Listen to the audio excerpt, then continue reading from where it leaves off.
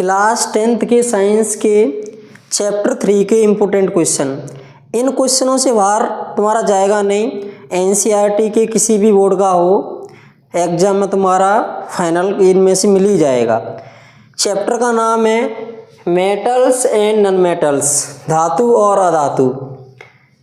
पहले फर्स्ट और second chapter की मैंने वीडियो पहले डाल दी है, वहाँ से जाके तुम अपने नोट्स में टिक कर लेना कि कौन से मोस्ट क्वेश्चन इंपॉर्टेंट क्वेश्चन बताए हैं। और गारंटी देता हूँ इनसे बाहर प्रश्न जाएगा नहीं।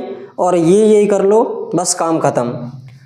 सबसे पहले है डेफिनेशन। प्रत्येक चैप्टर की तरह इसमें भी मैं डेफिनेशन ही हाईलाइट करूँगा, क्योंकि डेफिनेशन प्रत्येक चैप्टर से आने के चांस रहते हैं। डेफिनेशन को हर साल पूछा जा रहा है साइंस में।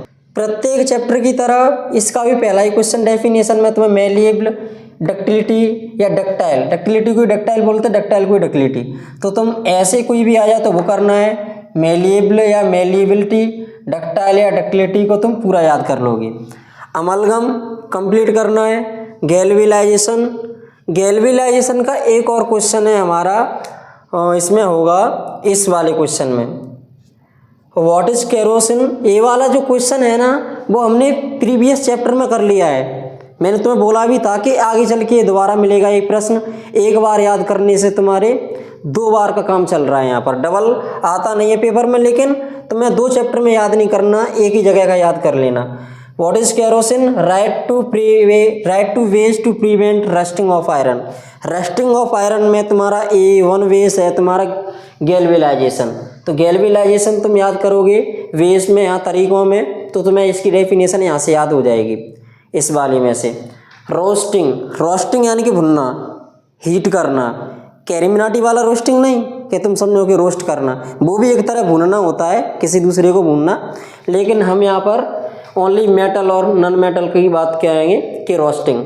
और कैलकुलेशन, कैलकुलेशन की डेफिनेशन तुम्हें कर लेनी, ओनली 5 डेफिनेशन है तुम्हें कर लेनी है। ये सबसे मोस्ट प्रश्न इस चैप्टर का, सबसे मोस्ट क्वेश्चन है यहाँ पर डिफरेंसेस, अंतर। अगर तुमने डिफरेंट कर लिए, और डिफरेंट तुम्हारे 2 हैं, ध्यान से समझना कैसे करने हैं। डिफरेंस है तुम्हारा मेटल और नॉन मेटल के बीच। मेटल और नॉन मेटल में, यहाँ पर भी मेटल और नॉन मेटल में। तो तुम्हें लग रहा होगा कि प्रश्न एक ही कैसे, दोनों बार मेटल और नॉन मेटल में ही प्रश्न पूछा जा रहा है ना। यहाँ पर तुम्हारा केमिकल प्रॉपर्टीज हैं और इससे ऊपर वाले फिजिकल प्रॉपर्टीज हैं।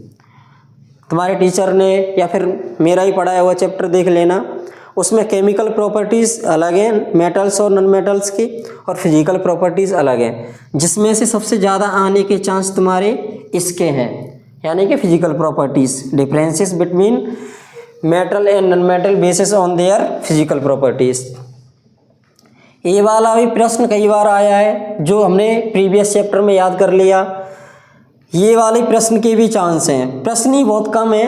What is sodium kept, why is sodium kept in immersed in kerosene oil, कि सोडियम को मिट्टी के तेल में इमर्ज करके डुबो कर क्यों रखा जाता है। Why the melting and boiling points of ionic compounds are high, कि आयनिक कंपाउंड्स के गलनांक व क्वथनांक उच्च क्यों होते हैं। ये वाला भी प्रश्न कर लेना। इसके बाद है properties of metal and non metals. अब इस प्रश्न को तुम ध्यान से समझना कि मान के चलो मुझे डिफरेंसेस लिख रहा हूँ, किस में डिफरेंसेस लिख रहा हूँ, ये मेटल और नॉन मेटल में, और ये लिख रहा हूँ मैं फिजिकल, किसके बेसिस पर लिख रहा हूँ, फिजिकल प्रॉपर्टीज, फिजिकल प्रॉपर्टीज। ये यहाँ से तुम्हारे प्रश्न बनेंगे 4 प्रश्न बनेंगे।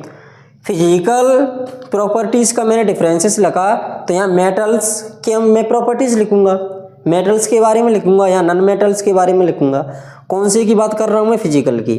तो मेटल की फिजिकल प्रॉपर्टीज़ क्या हो गई, ये ऐसे उसमें आ जाए, right the physical properties of metal. तुम्हारा यहाँ से हो जाएगा, इधर की तुम 3-4 लिख दोगे तो काम हो जाएगा। अगर नॉन मेटल्स की पूछता है, नॉन मेटल की, तो यहाँ से लिख देना, वो हो जाएगा। यही होती हैं, अलग से याद करने की ज़रूरत नहीं है।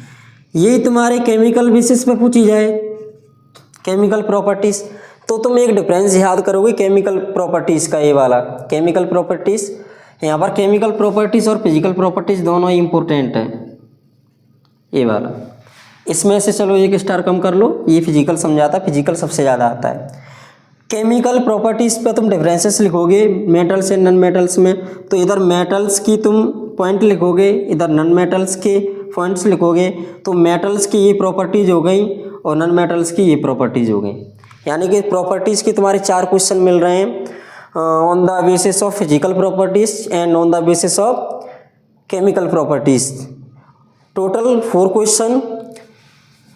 नेक्स्ट क्वेश्चन है give reason the reactivity of aluminium decreases when it's dipped in HNO3। HNO3 में जब डिप्ड किया जाता है तो उसकी रिएक्टिविटी कम क्यों हो जाती है एल्यूमिनियम की। तो इस गिव रीजन वाले प्रश्न में से ऐसे नहीं आएगा कि रीजन दीजिए, इसके आगे वाई लगा देगा बस और एक प्रश्न आएगा बस, ऐसे इसके आगे वाई लगा देगा और एक प्रश्न आएगा।